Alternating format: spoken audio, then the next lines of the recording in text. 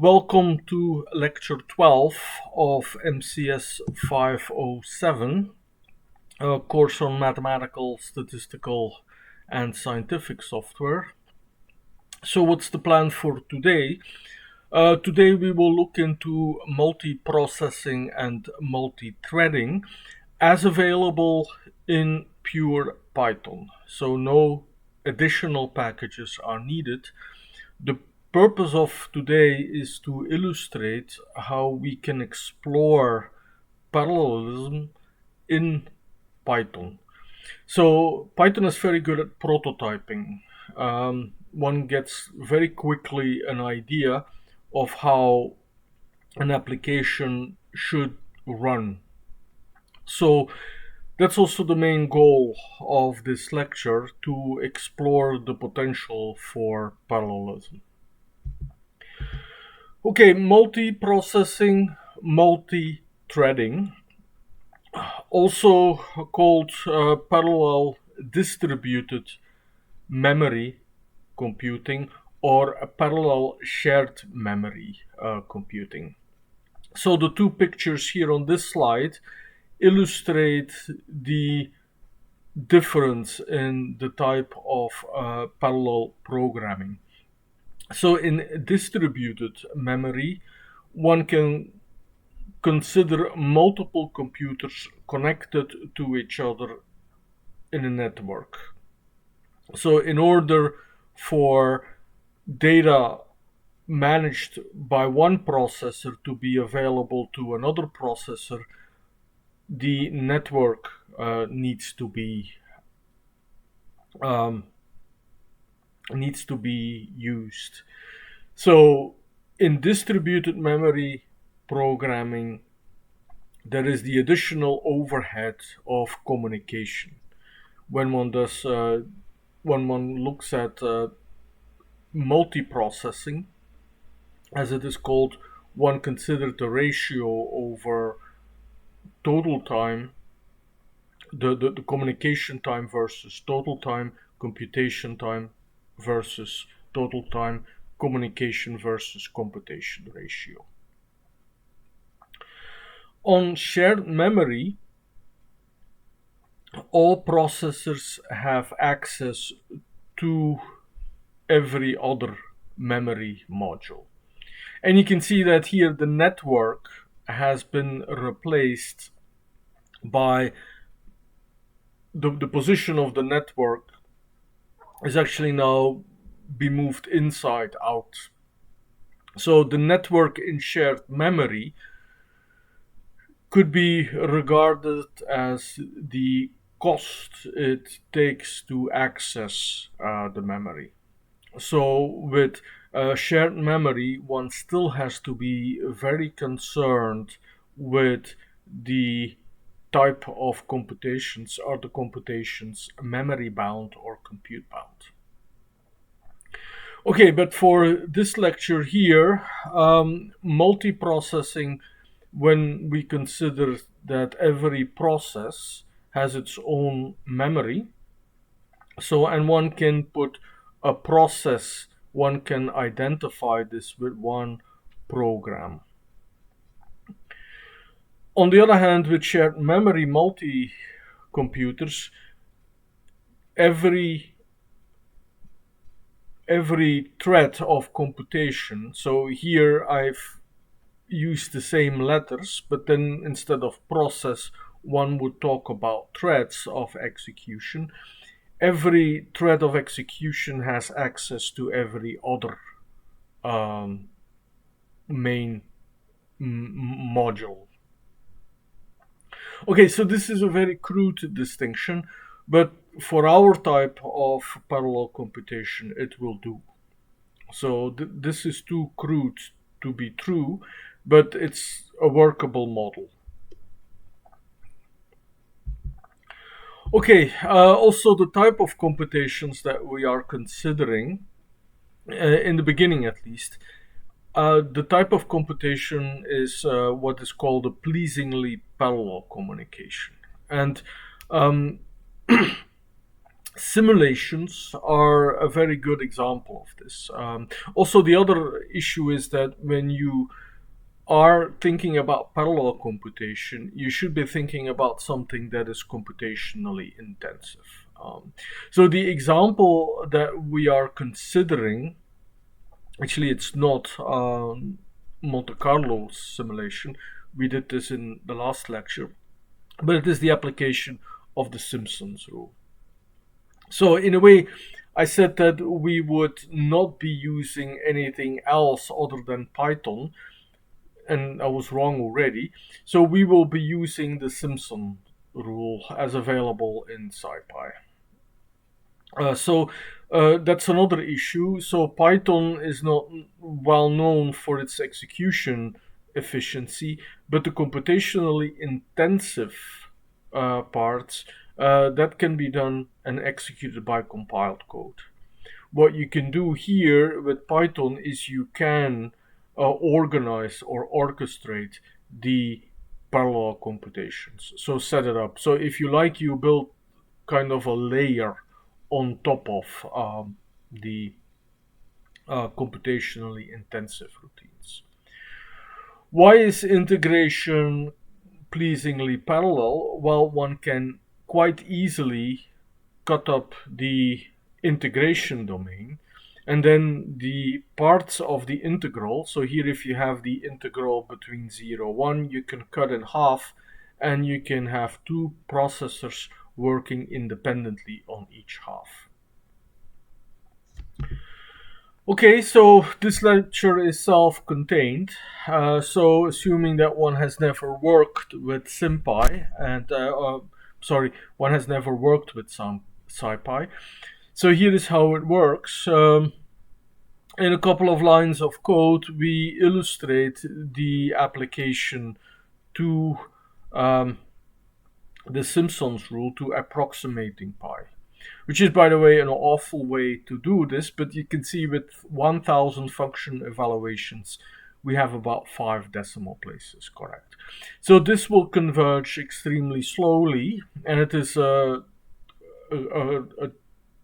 task in numerical analysis where we can do this a lot quicker, but with a lot better methods, and get as much accuracy as we actually want. So that's not the purpose of this topic now. Okay, so how bad is the Simpson rule? Well, here we are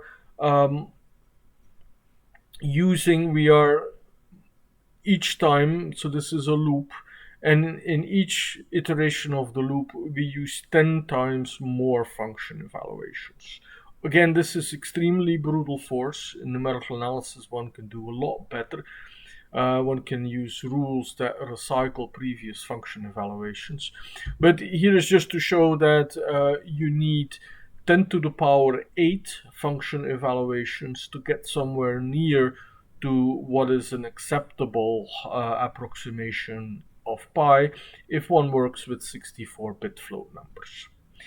And that takes 8 minutes. So we actually do have something to speed up 8 minutes. Now, the other thing, this is awfully inefficient. You see the system time. So this was done with the wall clock time. The system time is 4 minutes. So we are storing the entire array of all function evaluations. Also something that's completely overkill. But I said we do this with 4 or 5 instructions, 5 line. And this is again interactive. So we go from interactive shell, interactive Python shell, to immediately a script. And we have results. Okay, so how do you do this now in Python? How do you speed up a computation? Well, one has the multiprocessing module. The multiprocessing module exports the process, and to simulate this, we will do Hello World, a multiprocessing version with Hello World. So we will have every process saying hello. So this is what our first multiprocessing script will do. What is it that every process does? It prints its name, and then it's going to sleep for a couple of seconds, because we don't want this. We simulate something that takes a couple of seconds execution time.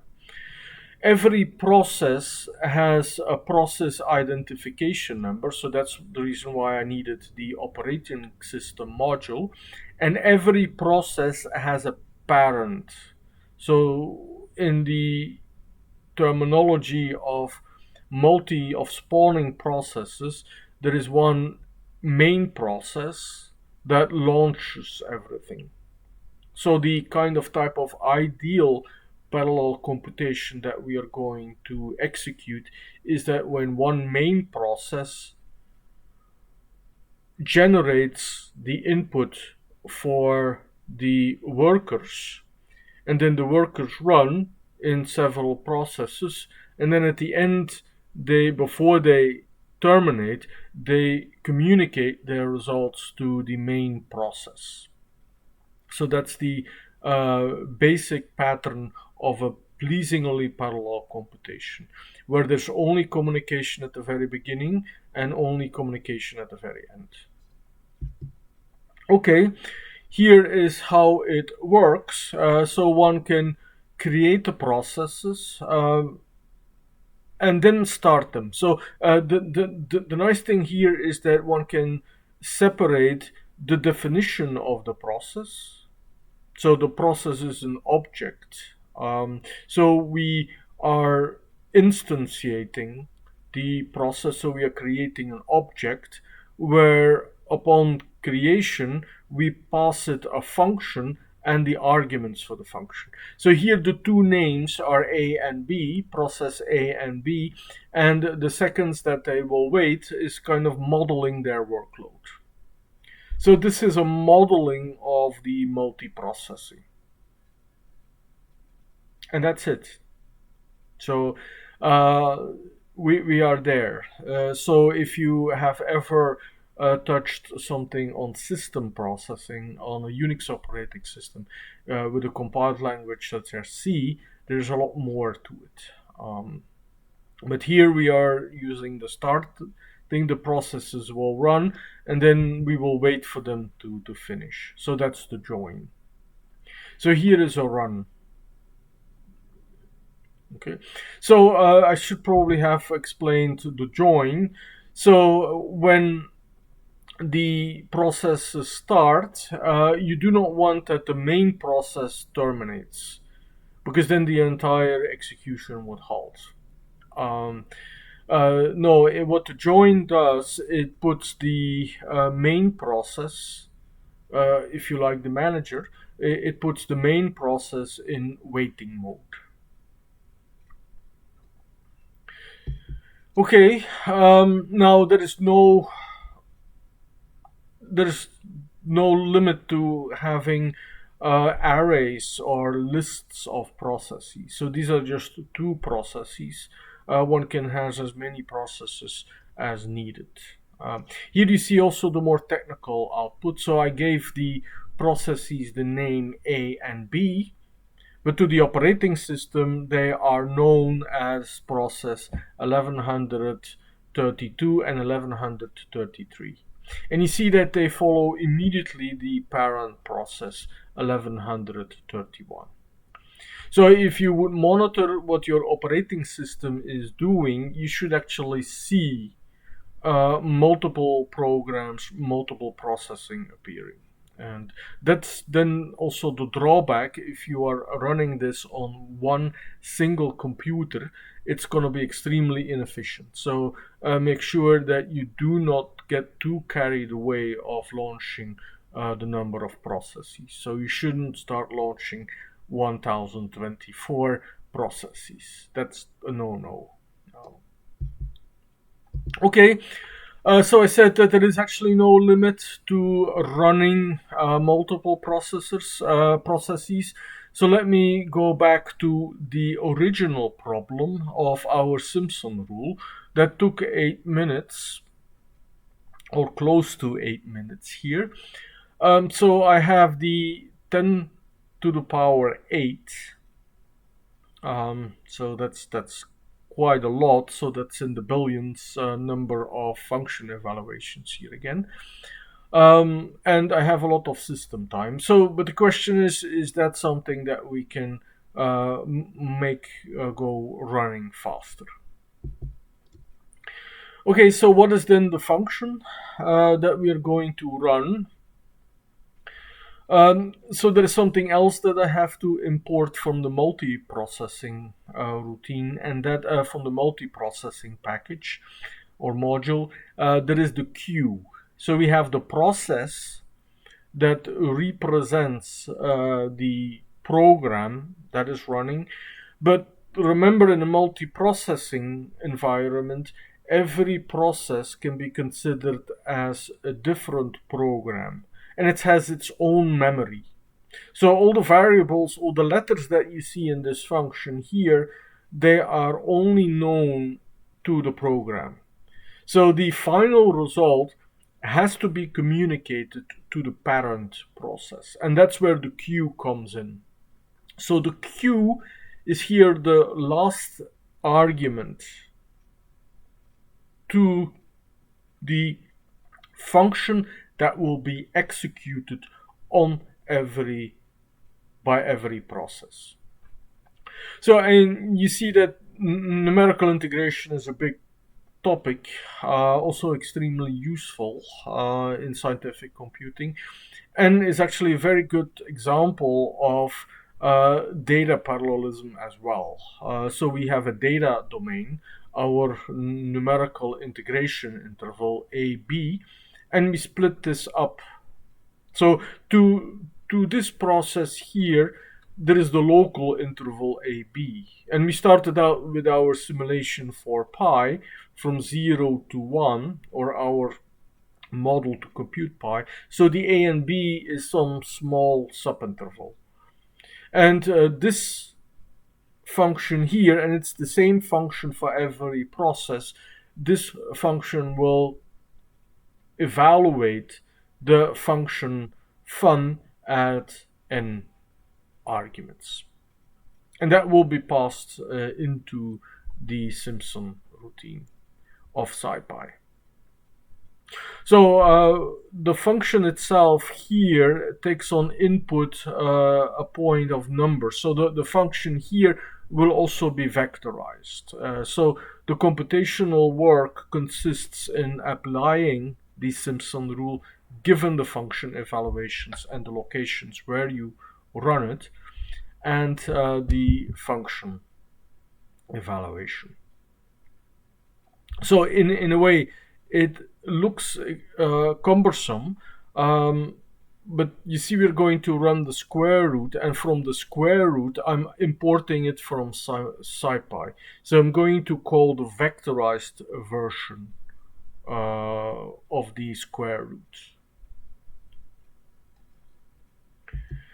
Okay, and that's it. So then there is a main program that will that will instantiate the processes. The main program will have at the command line the number of processes that we want. This is very convenient for timing the wall clock time. So, by the way, everything that I'm saying here is for terminal execution. So there is no Jupyter notebook here. On a Jupyter notebook, the main is actually no longer there. So in some sense it is then, if you run this, you should keep in mind that whatever parameters you pass, so this is here the NPR, the number of processes, not the radio station. So the number of processes, that is what you pass to the next routine. So here is then the next routine. So what we pass is the square root, and now I see that the square root is actually the very naive square root from the circle, just not really it is the square root that comes from SciPy. I'm sorry.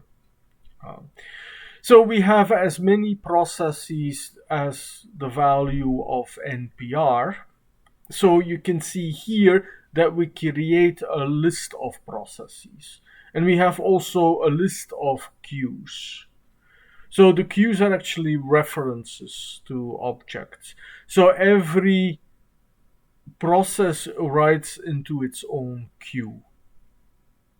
And what is shared are actually what is belonging to the main program are the list of processes and then the queues that are passed.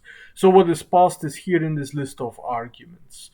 The function that we want to use in the integration, the left and the right bound, which were the A and the B, and then the total number of samples. So the point is that if we have 4 processes, we will do the number of samples divided by 4. So we will then here you see how the left and the right are being adjusted. So there is a left and a right interval that starts with the length of the interval. So one divided by the number of processes. And with each call, or actually with each creation of the process, there are new values that are instantiated. So at the beginning of Python, when I was introducing Python, I was trying to make a big fuss about what is called by value and called by reference. It is important here that the values for the left and the right bound, that they are specific numbers, specific for every process. So it would be wrong to somehow assume that they are shared references. So one has to be careful with launching these processes. But I'm sorry, launching the process is actually not the right word. At this point, I'm creating a process. So we are making the object. So as the title of the slide said, we are setting up the processes and the queues. So nothing is running at this point yet. Here it is then. So we had the start and the join. They are now here running in a loop. So for every process we started, and then we wait for all the processors to join. And we collect the results. We print in the approximation and then also the result, the error. So this is essentially the main point. So one can do high-level parallel processing and examine whether it will work in practice. And here it is. So the wall clock time. So here I have 3 wall clock times. The 1 processor, the 2 processor, and then the 3 processor. You see that the system time is actually starting to dominate rather heavily here. So this is a simulation. So anybody who uses a compiled language, and also here you shouldn't really be doing that kind of computation in a distributed manner on one computer. But still, so it is the key. We demonstrated that with the problem of numerical integration, one can very quickly speed up the computations. So the wall clock time indeed is cut in half when we use 3 processes. So we do have a speed up. Okay, so how far can we go? We can speed up. We can go further. So here is the comparison with one process. So that actually means that there are 2 processes busy. So you have the program that was making all the processes, and then you have the worker process. So in some sense, that is the sequential time where we compare to, and then you have the four processes, uh, and you have a speed up of more than two. Okay, so here is a first exercise. So instead of using the Simpson rule, use a plain Monte Carlo rule, and this is done here um, without using SciPy. And here you see the interactive computation, very straightforward, where we generate a sequence of random numbers, and then we make the tuples, and then we count the number of tuples for which x squared plus y squared is less than equal to 1. What is important here in the Monte Carlo simulation is that there is a seed that must be passed to every child process. One must be sure that the random sequences, they are different from each other. And here the seed is, so all the instructions that you need to solve this exercise are on the slide, at least for the sequential version. For the parallel version, you will need to check how the multiprocessing multiprocessing module was used. Okay, so this was our first excursion with multiprocessing in Python. Let's continue with multithreading now. And first, some terminology. We have concurrency and we have parallelism. The main distinction between the two is what I would call the polite conversation, the polite dinner conversation, where one eats and one talks. So there are two different activities going on, the eating and the talking. And unless this is a culinary conversation, that the talk is really about the food, but most likely the eating and the talking is completely disjoint. So they are going on concurrently, but in the polite dinner conversation, and if you have little children or ever had little children, you must have shouted out, "Do not talk with food in your mouth."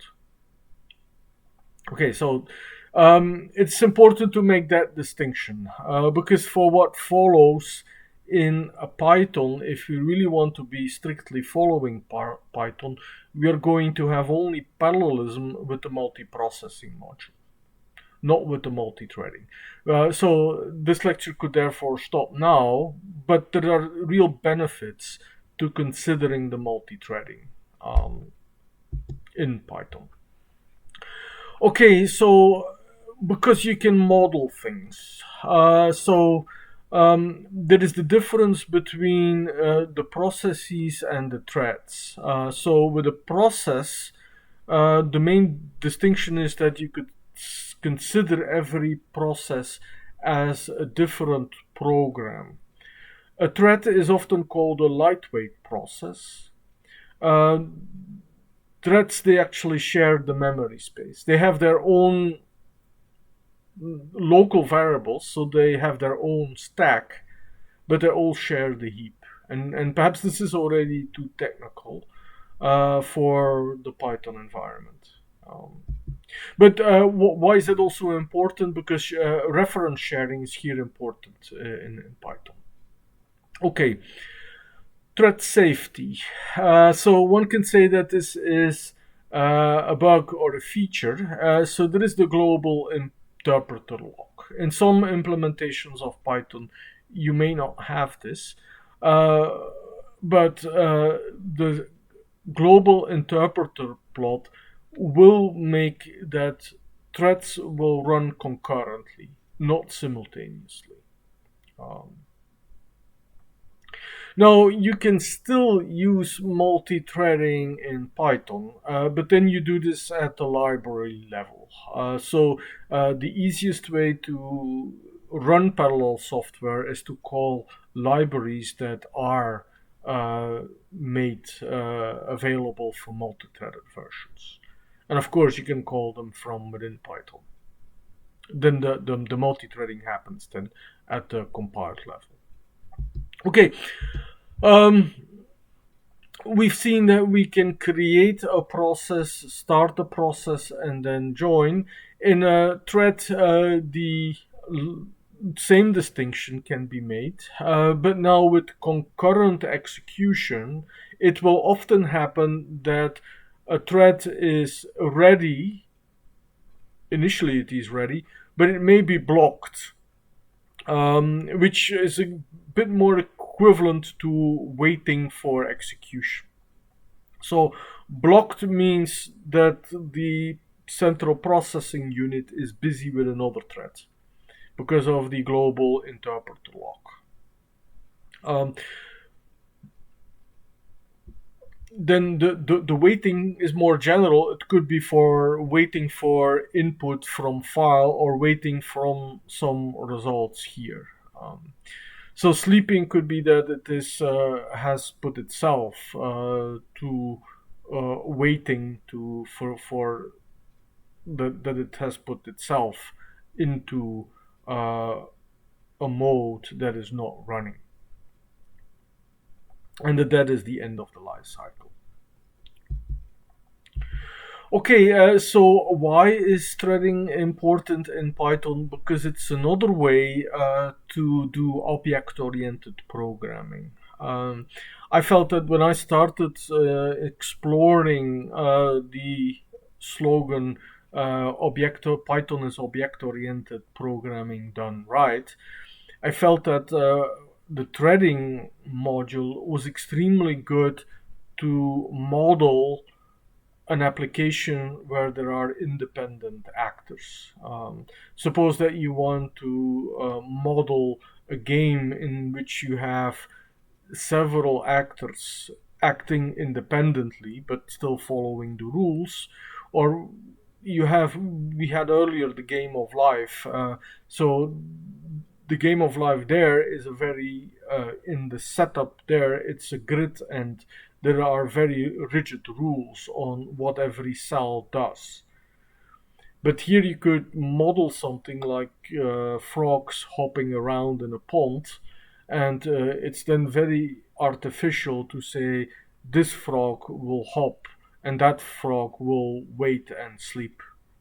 So you just code the behavior for one of the actors, and then if you have specified it and defined it for one actor, then you can just let them run. So it's a very nice way of thinking also about objects, but then objects that are actors. The other thing is that if you have ever encountered system programming with the pthreads module, then working with pthreads is quite involved. Here one can simulate towards pthreads. I'm not trash talking pthreads in C, they're extremely useful, but if you want to examine whether you would need to benefit from pthreads, then Python could be a first modeling step. Here is the simulation. There is the class hello thread that inherits from the thread class exported by the threading module. So there is a constructor like any class where we typically specify the name and every other attribute that we want to give to that class. And then there is the run method. The run method defines what happens when we start the thread.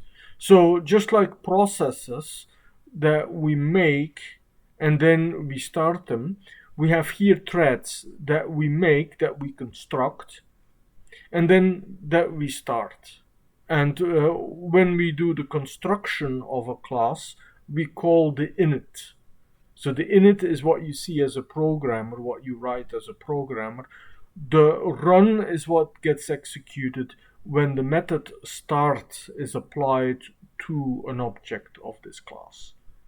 So, and that is what you define as a programmer inside the running.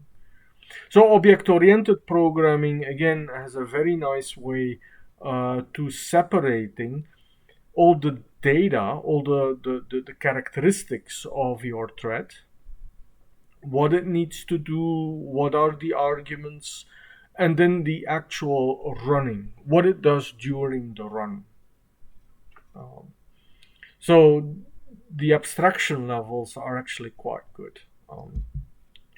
Okay, so here the definition of the hello world threading. So what we do is we just, when we make a thread, we have a print message. When the thread runs, it will also, when it gets started, it will say, hey, I'm here. And then it will sleep a while. So the sleep is to simulate the time it was running. Or it's the sleep simulates the computational effort that a thread is doing. Here for 3 threads, again, there is nothing that prevents us from making an entire list of threads. So I was saying, I was advising some cautions with the starting of processes. Here with threads, one can be a little bit more larger in number. So with processes, multiprocessing, you may need to be restricting yourself to the number of cores. Here, this can very well be the double of the number of cores that you have. So it's still not massively parallel programming, but you can afford, because they are lightweight, you can afford to run a little bit more threads of execution. Okay, I will end. I have about ample time actually for introducing pipelining. So, in a course in parallel programming, we illustrate various paradigms of writing parallel programs. Pipelining, and you know the example of making a car. So the making of a car is a very sequential process. But if you have to make many cars, then you can break up the manufacturing by in many pieces. And car manufacture plants, they can make one car. It takes only a couple of minutes to make one car. So here we will model the pipelining with a very short pipelining, 2 stages. So we have a producer and a consumer. So that's one can also sometimes say in the client and the server. So how do we model this? So we have a class producer and then we have a class consumer. From a programming perspective, there is already a lot that can go wrong. So the producer can be too slow, there can be too much demand, or quite the opposite. So the producer can be too active and there is no demand. So somehow there is some data that's piling up. So there is shared memory that is shared between 2 threads of execution. So here it's important that we remember that Python doesn't really work like C, where you can have to think about an address of where something is, but you can still reference, so you can indirectly access. So you can pass all the threads the same reference. And that is a very good mechanism to share data. So here is the simulation. So we have a producer that produces items. The producer is going to append to a queue. Appending to the end of a list, the consumer will pop from the list, from the beginning of the list. So you have a queue. Think of a queue in a store. That's what there is. So the producer, so there's a specific protocol, and so the queue is here just a list. So in some sense, the Python interpreter lock will help us. So the management of this shared data resource is an extra complication that we here can dispense with. So this is then again a programming, a modeling exercise. So when I introduced object-oriented programming in Python, I did not introduce unified modeling language, but here it is. And the essence that is shared is a Python list. So that's the queue. So the producer has some attributes. There is the beginning and the end time and the pace of production. So these are the data attributes. Then there is only one functional attribute, that's the run. So we have a constructor and we have a run method. So two independent actors. So here is the producer class. What the producer does, the producer adds numbers in some interval to the queue, and the pace of production means that after every production of an item, the producer is going to pause for a while. And the pausing is also kind of randomly determined. So there is some, if you like, the items that are being produced are items of a different cost. Here one sees the running. So what the running, the constructor will take the arguments that are passed during the instantiation of the object and assign them to the data attributes. So the queue and the beginning and the end, and then the pace of production. Then how does the running go? Well, here this is a model. So we will mainly check whether the simulation of our producer-consumer model makes sense. So logically, where there are no hiccups here. Where the logic of our simulation works out. So the class consumer is very similar. So we have a constructor and the run method that will be called whenever the thread is started. So here the consumer has an amount of numbers that will be consumed, has a pace, and then, like was indicated at the UML diagram, there is the shared list, the queue.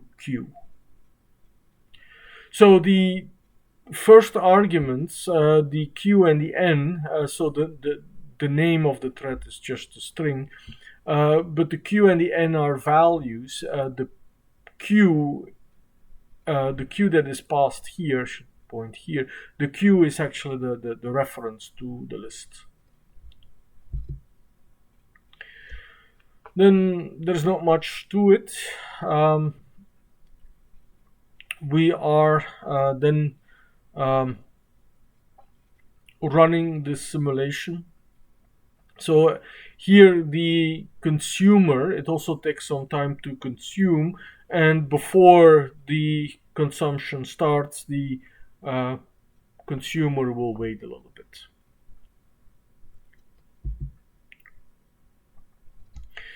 Okay, now comes the management. So if popping from the queue. So the append will always work, but the queue may be empty. So if the queue is empty, so this is our first, in this course, this is the first um, illustration of the exception handling mechanism in Python. So if you try to pop from an empty queue, you will get the index error.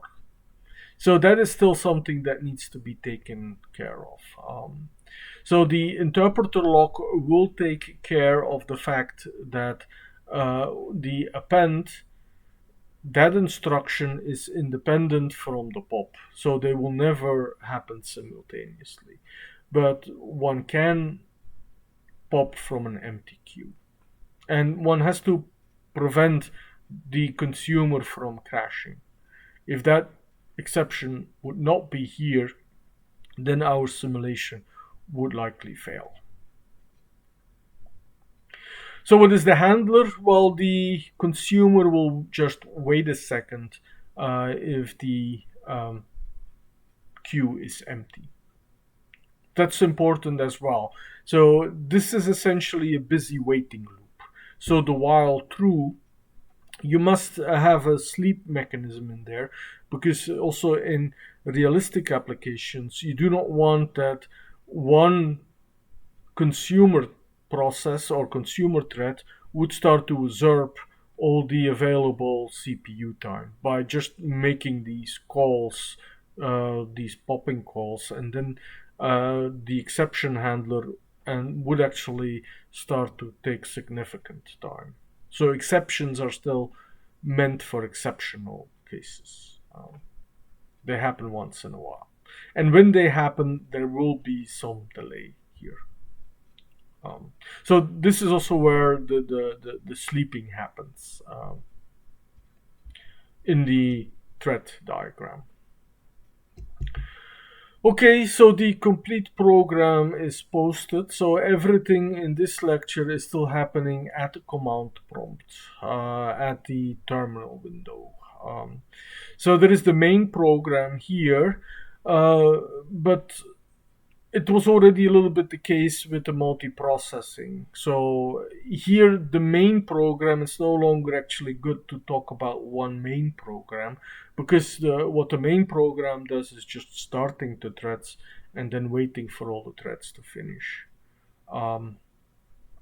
So the main program is actually not really here. And that's also the main point in the usefulness of the thread module in Python. So it takes a while to get used to the parallel paradigm, where multiple functions are executing at the same time. With Python, and especially with very simple models like producer consumer, this is very good for giving a feeling of what can happen. And it models a pipeline. Okay, so the second exercise is very similar to the first exercise, but you have to do it with threading. So you will actually not see any speedup here because of the Python interpreter lock. So the compute speedup is actually not a very fair question here. So the main purpose of this question is that in a two-threaded simulation, can you still see the progress in your computation? Okay, I hope this was a good introduction to what Python has to offer. Python can in this way introduce at a very high level, provide abstractions for often what could be a very, very technical and a very messy programming task. So this will be continued with an MPI lecture in lecture 13, and then in the lecture following, so this is 1 week of Python parallel programming in Python, the last lecture in this sequence will then be in extraction models for GPU computing.